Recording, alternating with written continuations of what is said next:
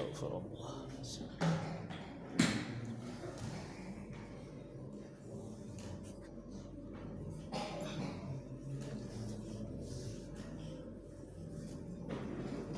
Astagfirullah.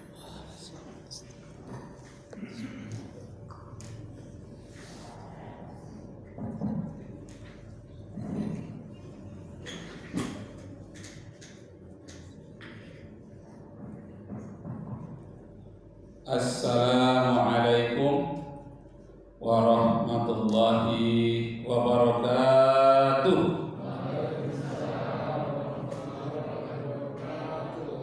Nashkurullah syukran katsira bi qiraatil hamdalah ala hidayatihi wa taufiqihi alladzi nahnu na'isu biha wa nusalli wa nusallimu ala sayyidina Muhammadin ala juhdihi wa baslihi litablighi syara'i'illah hidayatan lana.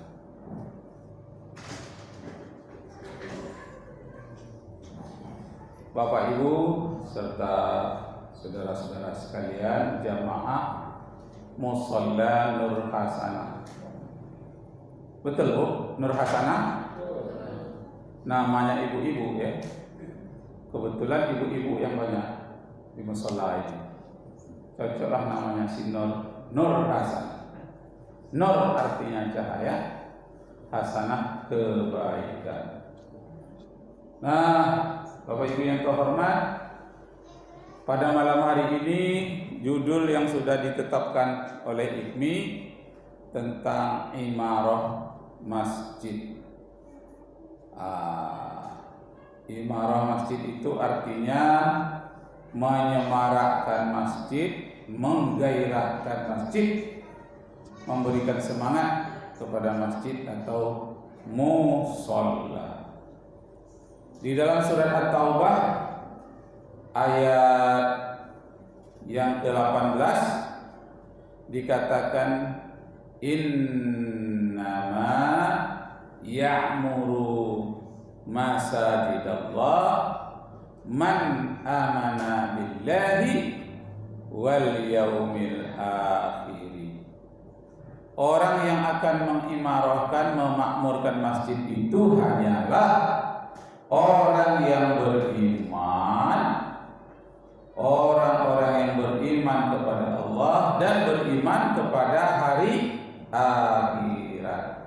Orang itulah yang mau memakmurkan masjid atau musholla. Musholla itu sama dengan masjid. Betul Bu? Sama musholla dengan masjid? Sama. Musholla, sholla itu sholat ditambah mim, musholla tempat sholat. Kalau masjid itu sujud ditambah mim, tempat sujud. Jadi tempat sholat dengan tempat sujud sama. Hanya sedikit aja bedanya. Apa sedikit bedanya? Di musholla tidak dilakukan sholat Jumat, sedangkan di masjid dilakukan sholat Jumat. Kalau di Arab banyak sekali musholla itu disebut masjid juga. Kalau masjid tempat sholat Jumat dinamakan masjid jami'. Kalau musholla masjid juga, tapi tidak masjid jami' namanya. Itu perbedaannya. Perbedaannya lagi di Papua. Di Papua ada aturan dari 3 menteri tidak boleh membangun rumah ibadah kalau jumlah pengikutnya tidak sampai 40 rumah. Nah, jadi ada beberapa kantor di Papua itu orang Islamnya tidak sampai 40 buah rumah, maka dia tidak dibolehkan membangun masjid. Jadi sholatnya jauh masjidnya. Nah, karena tidak boleh membangun masjid, maka dibangun musholla saja. Tapi mushollanya lebih besar daripada masjid. Dan di mushollanya dilakukan sholat Jumat. Itu lucunya di Papua. Dulu, sekarang saya tidak tahu. Jadi dulu kisahnya 10 tahun yang lalu mereka itu sangat mencegah berdirinya masjid di Papua. Tapi mendirikan musola boleh. Nah, begitu juga di sebagian di daerah Indonesia bagian timur, NTT, itu susah juga untuk membangun masjid. Karena itu banyak dibangun musola. Sedangkan itu ada juga musola yang ditutup oleh masyarakat setempat dengan berbagai-bagai alasan, termasuk alasan izin pendiriannya. Nah, demikianlah Bapak Ibu yang terhormat yang berkaitan dengan beda musola masjid. Nah, sekarang tentang mengimarahkan masjid. Saya Bapak Ibu yang terhormat, saya ini garing masjid di Sukajadi, namanya Masjid Al-Fida di dekat IAIN. 6 tahun saya tinggal di sana. Jadi saya ini adalah tukang azan di masjid, mengaji, tidak ada imam saya jadi imam, tidak datang khatib, kadang-kadang saya menjadi khatibnya.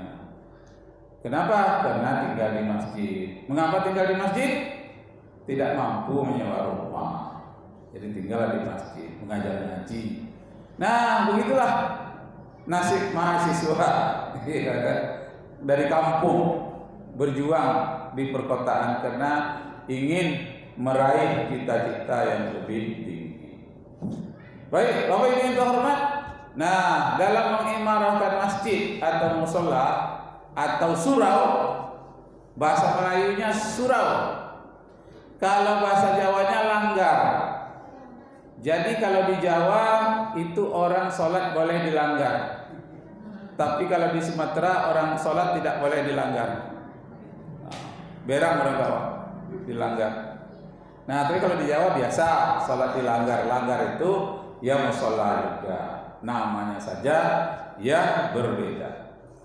Bapak Ibu hormat, pada tahun 1930 waktu Indonesia masih dijajah oleh Belanda, itu terkenalah surau banyak di Sumatera Barat.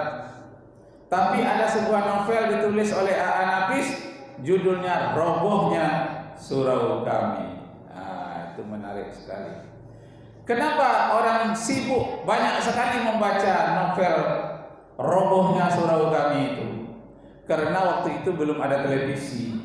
Satu-satunya hiburan orang dapat informasi hanya buku dan majalah.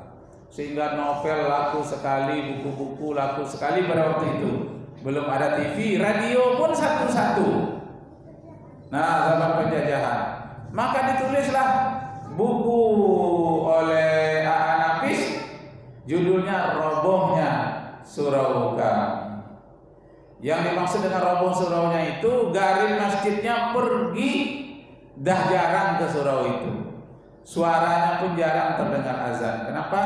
Karena dia pergi setelah mendapat mimpi waktu tidur di musola di surau.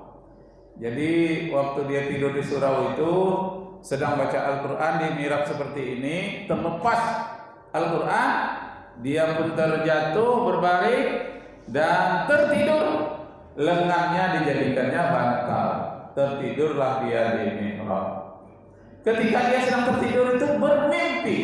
Mimpinya hari sudah kiamat. Wah, bukan main enak tidurnya. Sampai termimpi-mimpi. Waktu dia bermimpi itu, nah, hari sudah kiamat. Sampailah waktunya penentuan siapa yang akan masuk surga, siapa yang akan masuk neraka. Yang tinggal di musola tadi yang bermimpi itu namanya si Saleh. Saleh namanya. Nah, jadi dia ingin memang jadi orang yang saleh, namanya memang Saleh juga.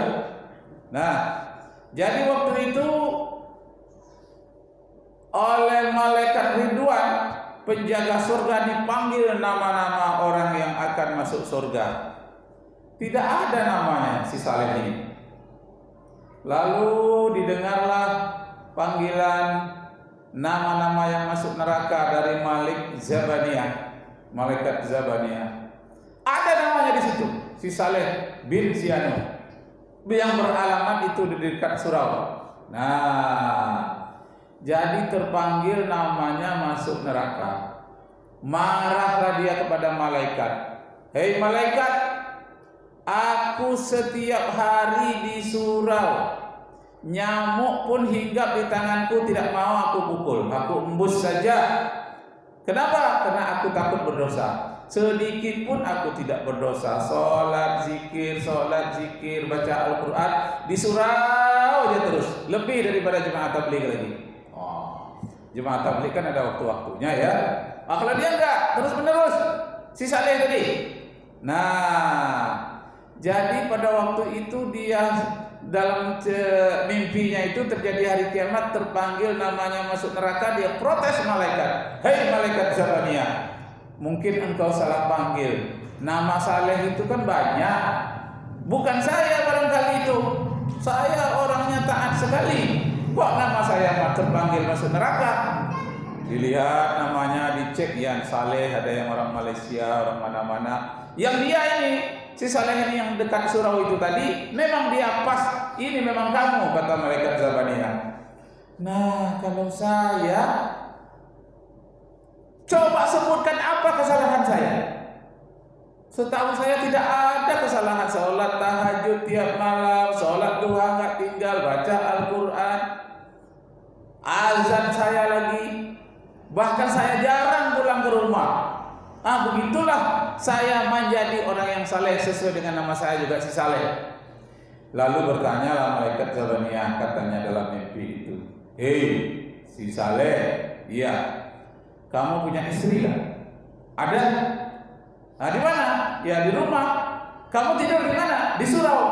Nah, itulah kesalahan kamu. Kenapa? Kamu tinggalkan kewajiban terhadap istrimu. Pakaiannya, makannya, kamu tinggalkan, dia terlantar. Kamu saja banyak zikir. Kamu sendiri yang taat. Kamu sendiri yang mau masuk surga. Tapi istrimu tidak kamu bawa masuk surga. Malah istrimu kamu abaikan. Tanggung jawab terhadap istrimu tidak kamu laksanakan. Itulah penyebab pertama kamu masuk neraka, kata malaikat Zabaniyah. Dipikir-pikirnya, oh iya juga, bertahun-tahun istriku kutinggalkan, aku tidur di musola. Nah, itu kesalahanmu yang pertama, kata malaikat Zabaniyah. Sekarang pertanyaan yang kedua, kamu punya sawah apa tidak? Kebetulan kejadiannya di Sumatera Barat. Anak itu orang Sumatera Barat. Kamu punya sawah atau tidak? Punya. Punya kebun? Punya.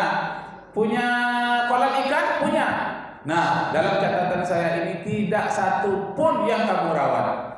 Kebunmu tidak kamu rawat, sawahmu tidak kamu tanami, padahal itu sumber nafkah, sumber makanan bagi kamu. Sawahmu tidak kamu tanam, kebunmu tidak kamu rawat, kolam ikannya pun tidak dipelihara dengan baik. Itu dosamu yang kedua. Betul atau tidak kamu punya kebun, punya sawah, punya kolam ikan?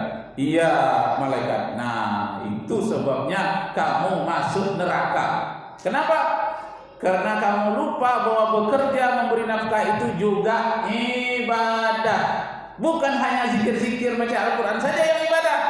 Memberi nafkah kepada anak istri itu juga ibadah. Merawat kebun, merawat kolam ikan, bertanam padi di sawah, itu juga ibadah. Sesuai dengan firman Allah, wa ma khalaqtul jinna wal insa illa liya'budun. Aku tidak ciptakan jin dan manusia kecuali untuk beribadah kepadaku. Baik yang ibadah mahdhah, ibadah khusus seperti sholat membaca Al-Quran, maupun sholat ghairu mahdhah, sholat yang tidak dikhususkan, tidak ada syarat dan rukunnya. Apa dia? Kita beribadah namanya bekerja di sawah kalau niatnya lillahi ta'ala. Nah, itu kesalahanmu yang kedua. Yang ketiga kesalahanmu ialah kamu punya anak kan, punya 5 orang bukan? Iya betul. Kok tahu malaikat? Iya, aku catat kata malaikat. Tidak satu pun kamu lanjutkan sekolahnya. Dapat sekolah sedikit, bisa membaca menulis, sudah kamu suruh cari kerja sendiri. Tidak kamu lanjutkan pendidikan, padahal dia calon-calon pemimpin untuk masa yang akan datang. orang Arab mengatakan bahwa pemuda pada hari ini pemimpin di hari esok. Subhanal yaum rijalul ghad.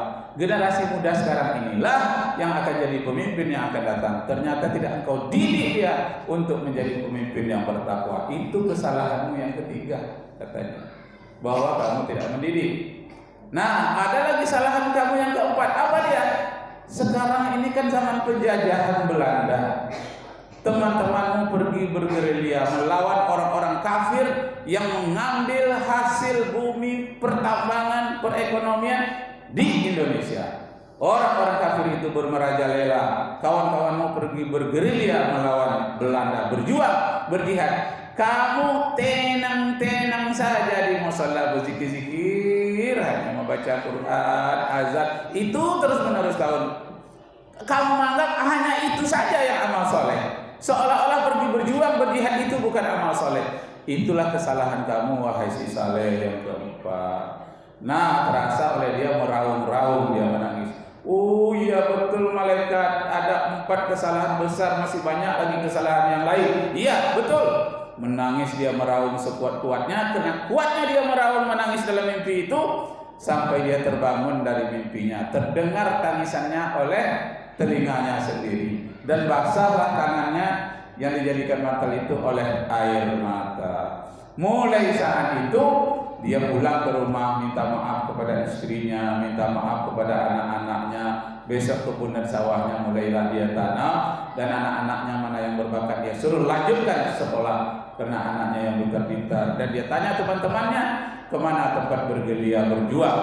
Kalaupun dia tidak pergi langsung, dia akan menolong biaya ataupun cara-cara bagaimana menegakkan jihad fisabilillah. Nah, semenjak itu jarang-jarang terdengar azannya di musala di surau itu. Maka orang menyebut robohnya surau kami.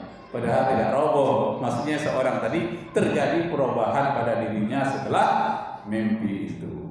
Nah, si pengarang yang bernama Anapis tadi mengandung pesan moral di dalam novelnya itu. Karena itu belum ada TV, belum ada radio waktu itu, hanya satu-satu, dia melalui tulisannya. Apa pesan moralnya? Akhlakul karimah di sebalik tulisannya itu, pesannya, jadikanlah kehidupan kita ini seimbang. Jangan di masjid terus-menerus, tapi berusahalah di luar, di lapangan. Jangan pula di lapangan terus-menerus sampai tidak sempat pula sholat berjamaah. Adakan keseimbangan sesuai dengan ayat Al-Qur'anul Karim, surat Al-Qasas ayat 77. Wabtaghi fima ataqallahu ad-darul akhirah wa la tansa nasibaka minad dunya wa ahsin kama ahsanallahu ilaik wa la tabghil fasada fil ardi innallaha la yuhibbul mufsidin. Carilah akhirat sebanyak-banyaknya, berzikir, baca Quran. Carilah apa-apa yang akan membahagiakan kita untuk hari akhirat. Tapi jangan lupa tentang kebahagiaan kita hidup di dunia ini. Berbuat baiklah, jangan berbuat kerusakan. Allah tidak suka kepada orang yang berbuat kerusakan. Jadi buatlah keseimbangan dalam hidup kita ini antara ibadah mahdhah, ibadah khusus, dengan ibadah umum, ibadah mahdhah dan ghairul mahdhah, sesuai dengan doa kita setiap hari. Ingin bahagia di dunia, bahagia di akhirat, dan dipelihara dari azab api neraka. Wabillahi taufiq wal hidayah. Wassalamualaikum warahmatullahi wabarakatuh.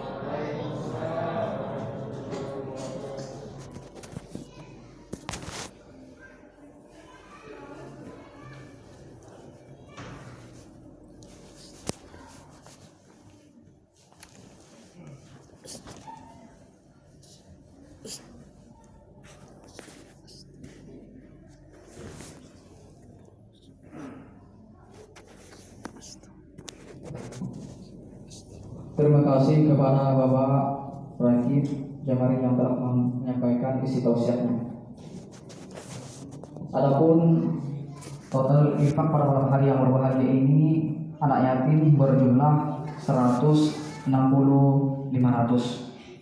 musola berjumlah 146.000. Adapun jadwal pengantar berbuka puasa pada besok hari yaitu Ibu Ina